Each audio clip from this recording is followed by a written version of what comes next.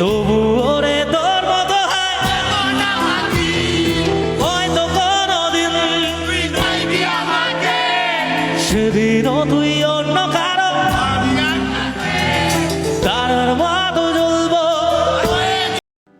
Thank you so much. এই শোনো, সবাইকেই বলছি, এখানে হয়তো আমার বয়স জ্যেষ্ঠ অনেকে আছেন, আর বেশিরভাগ এখানে আমার ছেলে মেয়েরাই আছে। তা আমি কিন্তু সেরকমভাবে গান টান অত শিখিওনি, অত জানি না। হ্যাঁ, এই হয়তো ছেলের জন্য একটু করতে পারছি, আর ছেলের জন্যই কিন্তু আমি এরকম এই মঞ্চ পেয়েছি। জীবনে কোনোদিন মানে ছেলে প্রতিষ্ঠিত হওয়ার আগে এরকম মঞ্চ আমি কখনো পাইনি, ওই নিচে বসেই দেখতাম। কিন্তু আজকে আমি এই মঞ্চটা পেয়েছি কিন্তু আমার এই ছেলের জন্য। আর একটা কথা আমি বলতে চাই, মানে মামনি ভালো পারফর্মার না হতে পারে, কিন্তু ভালো ওই কোচ হয় না, মানে ভালো টিচার হচ্ছে মামনি। কারণ মামনি অ্যাকচুয়ালি আমাকে মানিয়েছে, আমার গান শেখানো, আমার রেওয়াজ করানো, বা প্রথম যখন গান বানাতাম সেই প্রত্যেকটা গান কম্পোজিশন প্রতি লাইন ধরে ধরে আমাকে বোঝানো, বা এটা এরকম কর ভাল লাগবে। তো মামনির জন্য একটা জোরে হাততালি হোক। আসলে আমার পরিবারে দুটো মানুষ, বাবা মামনি, যারা ছোট থেকে আমায় বড় করেছেন। বাবা হচ্ছে আমার কাছে ওই আমার শির দ্বারা, আমার ওপরে বট গাছের মতন। তো বাবার জন্য একটা জোরদারে হাততালি হোক। অনেক সময় বাবাকে অনেক প্রজেক্টে, মানে বাবা এতটা স্যাক্রিফাইস করেছে আমার লাইফে, যে বৌদি খেলা হবে গানটাতে আমি যখন বৌদির টাকলা কাকুর ক্যারেক্টার খুঁজছি, বাবাকে বললাম প্লিজ করে দেবে, আমি না কাউকে পাচ্ছি না। বাবা নিজে একটা সরকারি চাকরি করে, তা সত্ত্বেও বললো ঠিক আছে চল আমি করে দেবো। মানে তারপরে প্রচুর ট্রোল হয়েছিল বাবাকে নিয়ে, প্রচুর একটা ফটো ভাইরাল হয়েছে বাবার অফিস থেকে। ইভেন তারাও, বাবা বলেইনি গানটা রিলিজের আগে, কাউকে বলেনি যে এটা গান রিলিজের জন্য আমরা এটা করেছি বা এরকম ছবিটা লিক হয়েছে। তো বাবা খুব এনজয় করেছে, বাবা খুব সাপোর্ট করেছে। তো এই দুটো মানুষ না থাকলে, আর এখন বর্তমানে তোমরা জানো মাঝখানে একটা বড় পিরিয়ড কাটিয়েছিলাম অঙ্কিতাকে ছাড়া, কিন্তু এখন সেই মানুষটা আবার এসেছে আমার লাইফে। তো সবাই মিলে চলছে সবকিছুই তোমাদের আশীর্বাদ ভালোবাসা মাথায় নিয়ে। তো চলো আজকের অনুষ্ঠানের আমার শেষ গানটি হবে এই গানটা। কদিন পরে মামনির একটা ভার্সন আসছে। কি গাইব? কি গান? এটা নাও। কি গান বলছে সেটা নাও। কি গান গাইব? হয়তো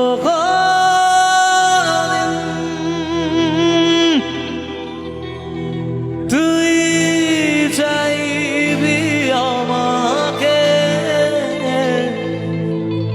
সেদিনও তুই অন্য কারো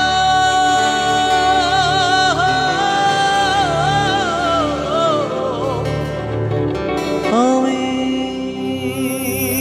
আকাশে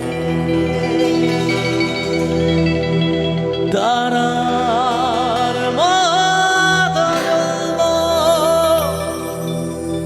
না হলে জোনাকি তবু রে তোর মতো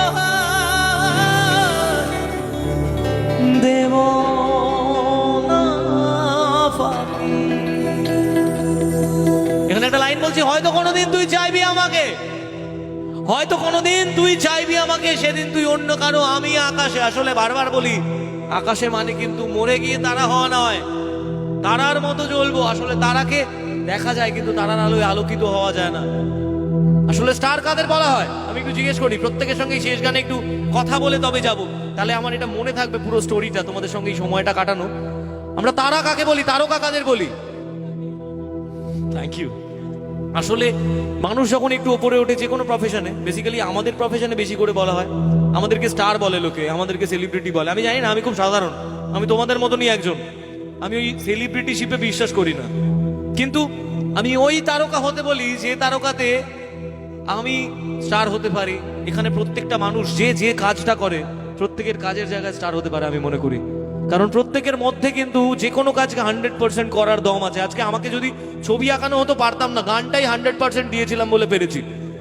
তাই আমাদের লাইফে নিজেদের পেছনে সময়টা দেওয়া খুব জরুরি। গার্লফ্রেন্ডের জন্য মরে গিয়ে তারা হয়ে ভূত হয়ে দেখবো সে কি করে, এসব হয় না।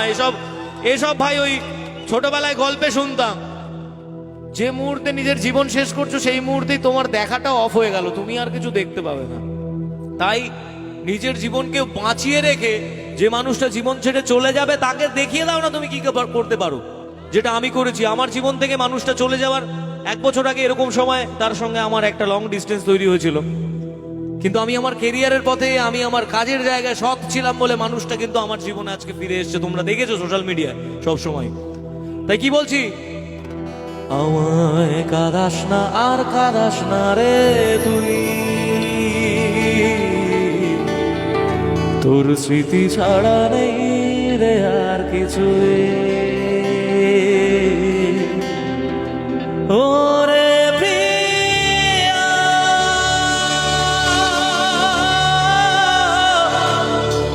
ওরে প্রিয়া,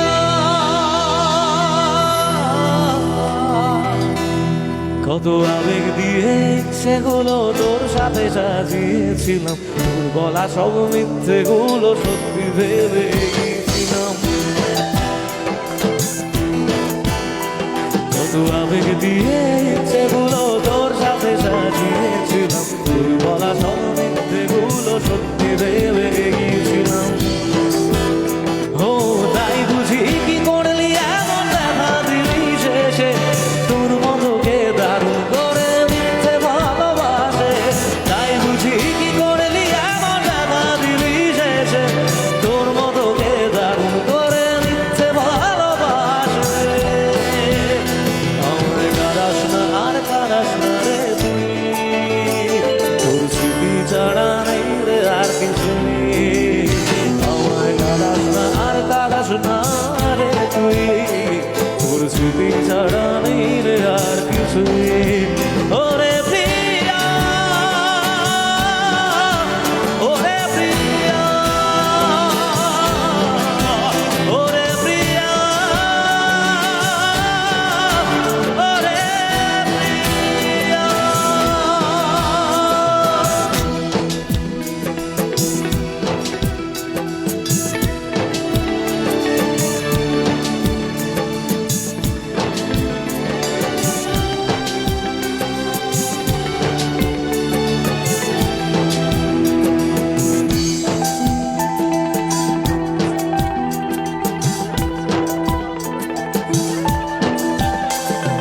হয়তো কোনদিন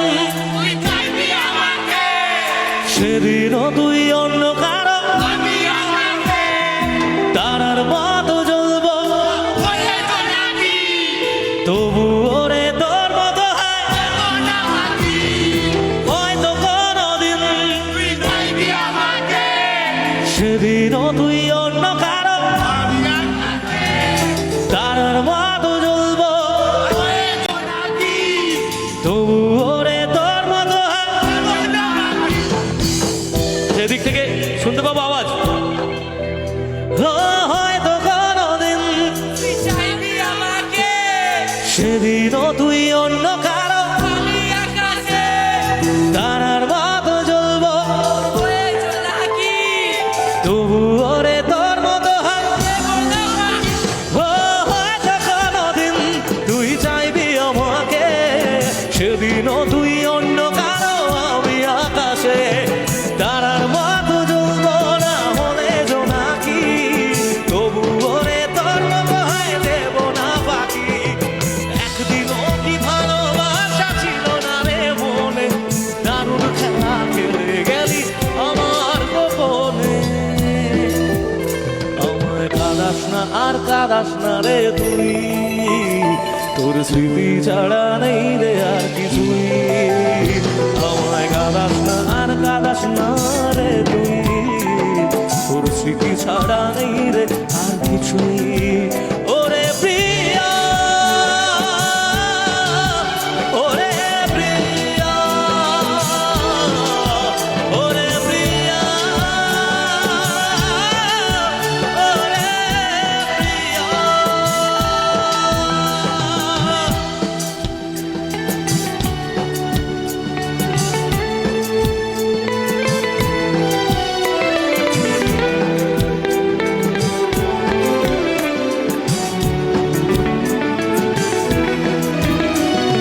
শেষ করতে করতে একটু ছোট্ট করে আলাপ পর্ব সারি আমরা। আমার সঙ্গে এতক্ষণ ধরে যারা সঙ্গত করছে প্রত্যেককে আপনারা আমার প্রত্যেকটা মঞ্চেই দেখতে পান, আমার লাইভের পেছনে সবসময় আমার সঙ্গে থাকেন। এদিকে বাস গিটারে খোকন দা, এটা জোরে হাততালি হোক তার জন্য সবাই। এদিকে হ্যান্ডসোনিক পারকাশনে বিট্টুদা, সবাই জোরে একটা হাততালি। এদিকে প্যাড বাজাচ্ছে আমার বন্ধু কুন্তল, একটা জোরে হাততালি। আমাদের অল ইন অল মিকিদা অন ড্রামস, ফাটিয়ে একটা হাততালি হোক। পিকি অন কিবোর্ড, একটা ফাটিয়ে হাততালি হোক সবাই। শ্যাম ভাই অন গিটার, একটা জোরে হাততালি হোক। সাউন্ড ইঞ্জিনিয়ার দাদার নাম কি? তোতা সাউন্ড, এই তোমাদের সঙ্গে অনেক আগে অনুষ্ঠান করেছি। ইয়েস, তোতা সাউন্ডের জন্য একটা জোরে হাততালি হোক সবাই। এখানে মহাপ্রভু স্টুডিও আছে লাইভ সম্প্রচারের জন্য। লাইটস কারা আছে? লাইটসের নাম কি? আচ্ছা, আমার শোনা অসুবিধা হবে। লাইটসের জন্য একটা জোরে হাততালি হোক। আউটপুট সাউন্ড দাদাদের জন্য।